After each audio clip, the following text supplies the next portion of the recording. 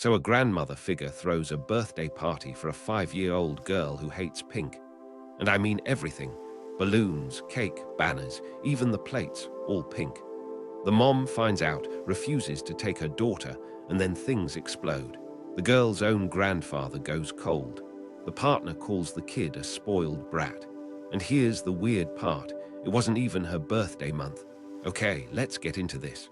Okay, so let me break down what actually happened here. There's this 5-year-old girl, Cleo. And since she was like 3 years old, she has absolutely hated the color pink. I mean, she will not wear it. She won't play with pink toys. She has exactly one pink shirt she tolerates and one pink stuffed animal. That's it. That's the list. Enter Prue. Prue is the dad's long-term partner. And for years, this woman has been forcing pink onto Cleo. Every gift, every holiday, every chance she gets, pink. The mom keeps telling her to stop. Prue doesn't care. She has all these reasons why Cleo should try different shades. But the kid is 5. She knows what she doesn't like. Then here's where it gets weird. Cleo's actual birthday was in November. Her dad missed it because of work. So Prue decides to throw a surprise party. But wait, this is happening not in November. It's like months later. And the mom's younger sister, who still lives with the dad, sends a warning text. She sends photos of the decorations. And I mean, you have to see this to believe it. Everything is pink. Tablecloths, plates, balloons, banners, those foil fringe curtain things on the doors, even the cake. The entire cake was pink. The mom shows her husband. They both look at each other and go, nope, they're not taking the kids there. So they text the dad and say, hey, we know about the party. We're not coming. We're taking the kids to McDonald's instead, and we're telling them that was your surprise. You and Prue can join if you want. The dad shows up. Alone, no Prue. He's cold the whole time, stays for maybe 20 minutes, then leaves. And then the fallout happens. Prue is furious. She tells the mom that she's the reason Cleo is so restrictive, that she's raising her daughter to be an ungrateful, spoiled brat who won't compromise. The dad backs Prue up, says the mom dismissed this heartfelt gesture. But here's the thing I keep coming back to. This wasn't a heartfelt gesture. This was someone who has been told repeatedly that a little girl hates pink, and she decided to throw an entire party centered on that exact thing. In a month that wasn't even the kid's birthday. I mean, come on. The mom posted this on Reddit asking if she was wrong. And honestly, most people were on her side. Because you don't force a 5-year-old to sit through something you know will make them miserable just to spare a grown adult's feelings. That's not compromise. That's just, I don't know, it's something else entirely. And here's the thing, the Reddit community did not hold back. One comment that really stood out basically said, imagine telling someone you hate mushrooms, and then they invite you to a special dinner where every single dish is made of only mushrooms. And then they get mad at you for being ungrateful. That's exactly what Prue did. The commenter said, that's what a-holes do. Prue is the a-hole, not you, not your daughter. Another person pointed out that Prue's so-called heartfelt gesture wasn't really about Cleo at all. It was about Prue, about control, about being right. And then Op dropped this detail. Prue doesn't have kids of her own. She has some experience with children through friends and through Op's kids, but she's never even babysat. So she's never had to actually deal with a 5-year-old's very real, very strong opinions up close. Right. And then there was this one comment that flipped the whole spoiled brat accusation on its head. The person said, the only person here who's a spoiled brat unwilling to compromise is Prue. Not the mom, not Cleo. Prue. Because she's the one throwing a tantrum over a color. A color. Op responded to some of these comments too. She said Prue is 46, not married to her dad, but together for 12 years. And she made it clear, Cleo is polite. When Prue gives her something pink, Cleo says thank you. Sometimes she'll ask if Prue can give her something yellow next time. But that's it. She's not throwing fits. She just quietly exchanges or donates the pink stuff she gets. The whole thread basically agreed. You don't force a kid to like something just because you want them to. And you definitely don't throw a surprise party designed around the one thing they hate and call them ungrateful when they don't show up. So the original poster actually came back with a lot of clarifications because people were making assumptions. First off, Cleo and Prue are fake names. Prue is 46 years old, which is only 13 years older than Op, and she's not married to Op's dad, but they've been together for 12 years, so Op doesn't call her a stepmom. Now let's talk about Cleo, because people were picturing this ultra-girly girl or maybe a tomboy, and neither is quite right. Cleo likes princesses. She also likes cars and robots and dolls. She loves science and outer space. She does ballet and loves it, but she's the only girl in her class who wears black. Her teacher calls her Black Swan. That's amazing, right? Her favorite colors are yellow and blue. She's just a regular kid who happens to hate pink. And here's where a lot of people got it wrong. They assumed Cleo hates pink because her mom hates pink. But Op said, no, I hate pink too, but my kids don't know that. She wears pink around them. She's bought pink stuff for herself. Her kids have even given her pink gifts, and she said thank you. According to her son, Mom loves all the colors. So no, Cleo didn't learn this from her mom. Okay, and about Cleo's behavior, she's actually very polite. Every time Prue gives her something pink, she says thank you. Sometimes she'll ask, can you give me something yellow next time? That's it. She doesn't scream or cry. But when she gets home, she asks to exchange pink gifts.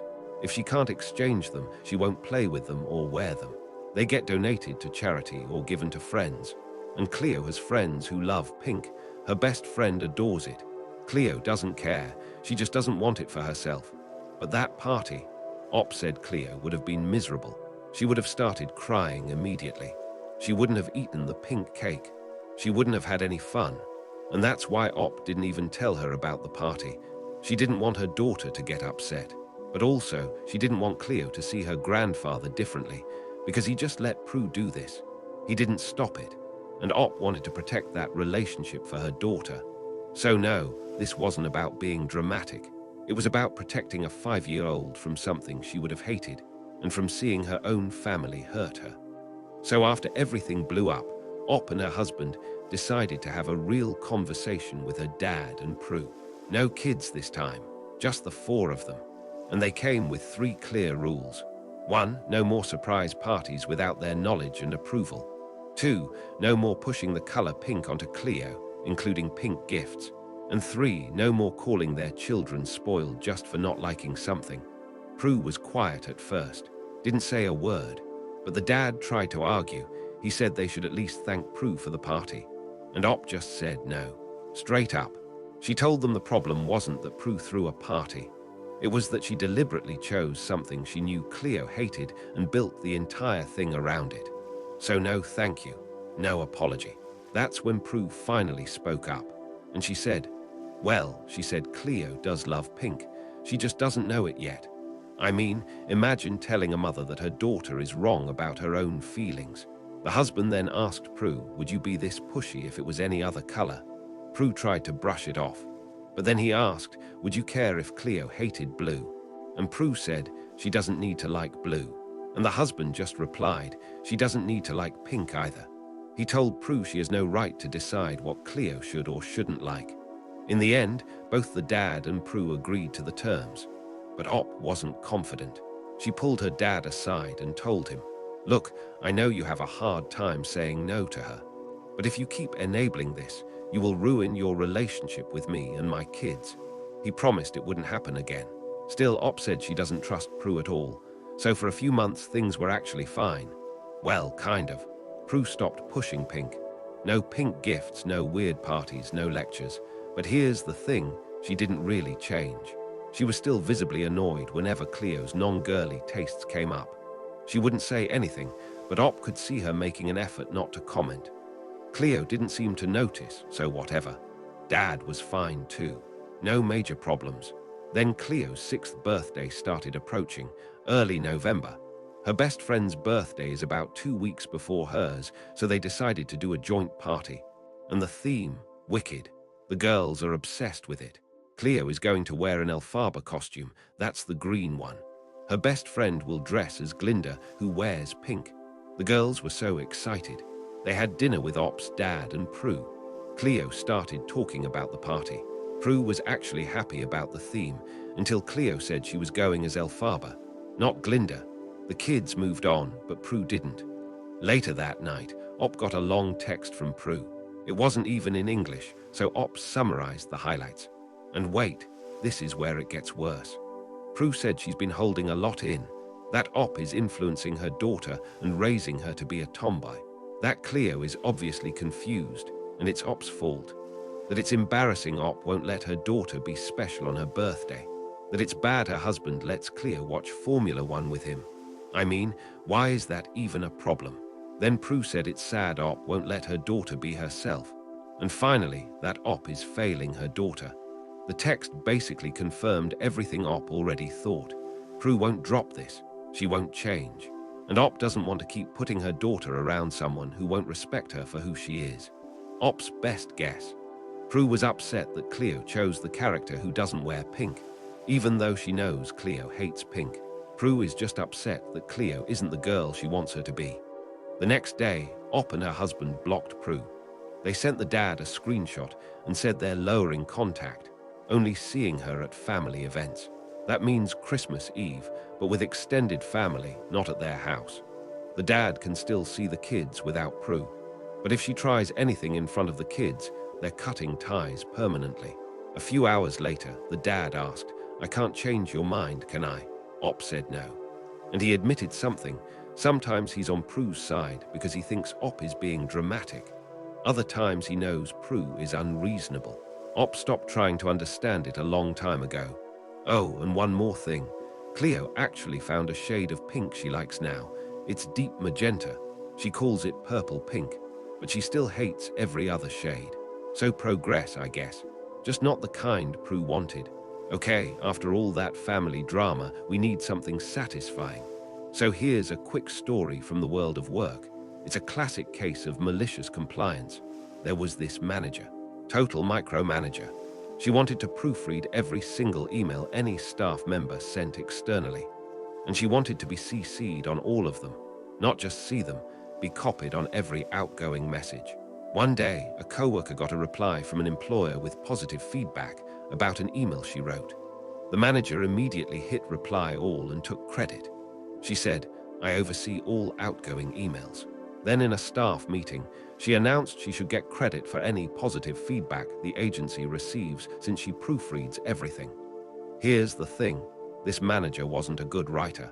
Not even close. Bad sentence structure, weird comma placement. But no one said anything. Then one day, she's proofreading an email from the person telling this story. The email was about a candidate being a great fit for a position based on their past experience. The manager comes to the desk and says, "Looks good, except it should be past experience." Not PRSSED, PRSD, the employee says. That's actually incorrect. The manager says, "No, you're wrong. I know the difference." So instead of arguing, the employee just writes past experience and sends it. Cease the manager. The employer writes back. And they say, as an employer who hires people for printed literature, "We want to correct you. It's actually past experience, not past." So the employee hits reply all, thanks them for the feedback, and says, "I really appreciate this because my manager values all feedback." She proofreads all outgoing emails, and she's the one who insisted on past experience. The next day, the manager announces she no longer wants to proofread external emails, and she doesn't want to be CC'd on them anymore. So yeah, that manager learned the difference between past and past, the hard way. Anyway, if you made it this far, you clearly enjoy stories like this. So maybe save this for later or check out a few more. And hey, if you haven't already, hit subscribe. It honestly helps a lot. Thanks for hanging out. Seriously.